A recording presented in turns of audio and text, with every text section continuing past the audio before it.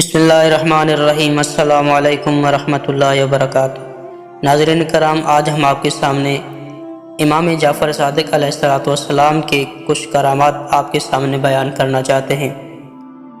Science و technology کے اہم ترین سائنسدان، علوم طب و کیمیا کے بانی جابر بن حیان، نصیر الدین توسی سمیت بہت سارے مسلمان سائنسدان جن کی وجہ سے آج کل سائنس و ٹیکنالوجی اتنی ترقی کر گئی، ان سائنسدانوں نے سائنسی و دینی علم امام جعفر صادق علیہ السلام سے سیکھا۔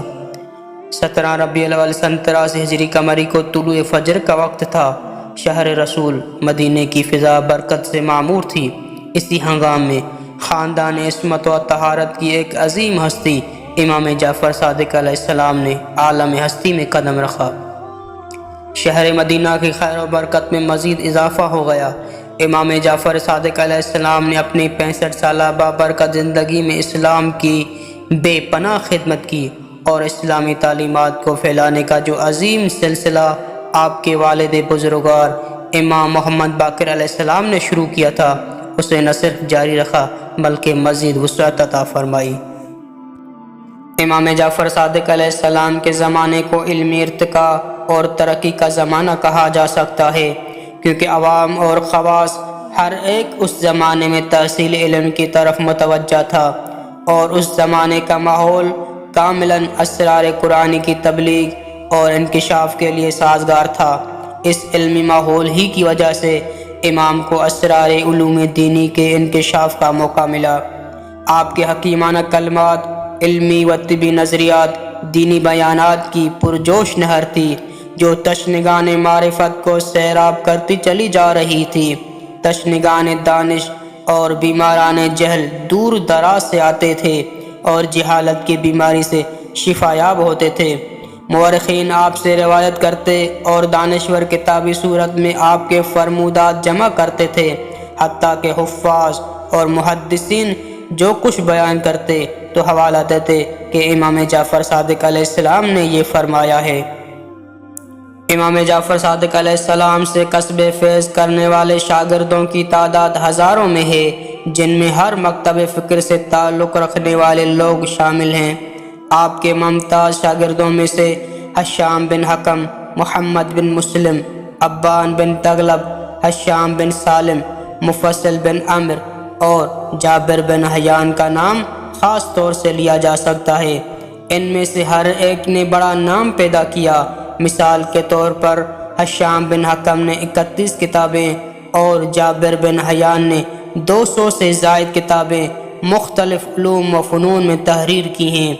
جابر بن حیان کو علم کیمیا میں بڑی شہرت حاصل ہوئی اور وہ بابائے علم کیمیا کے نام سے مشہور ہیں۔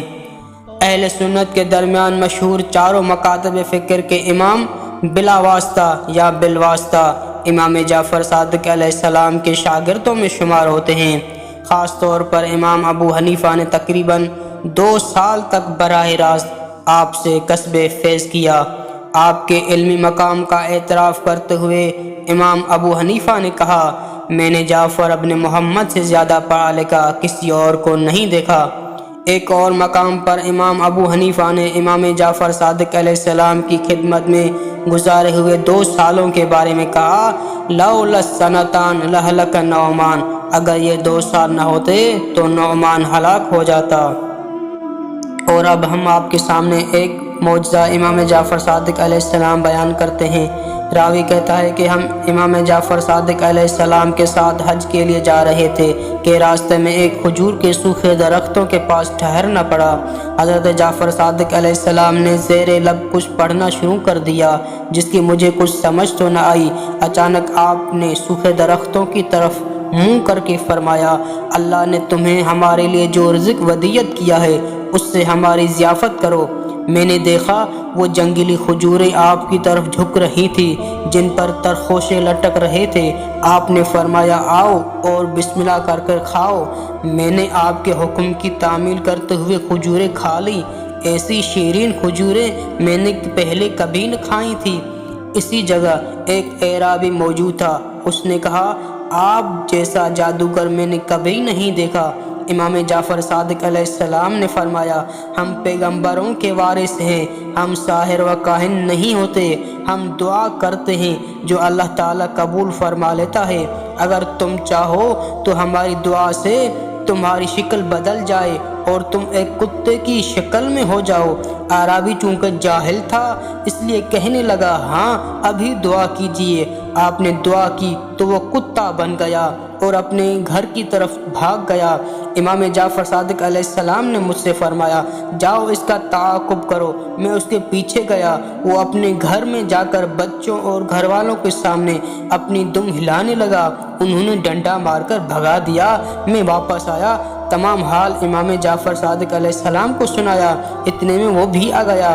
امام جعفر صادق علیہ السلام کے سامنے زمین پر لیٹنے لگا، اس کی آنکھوں سے پانی ٹپکنے لگا۔ امام جعفر صادق علیہ السلام نے اس پر رحم کھا کر دعا فرمائی تو وہ دوبارہ شکل انسانی میں آ گیا۔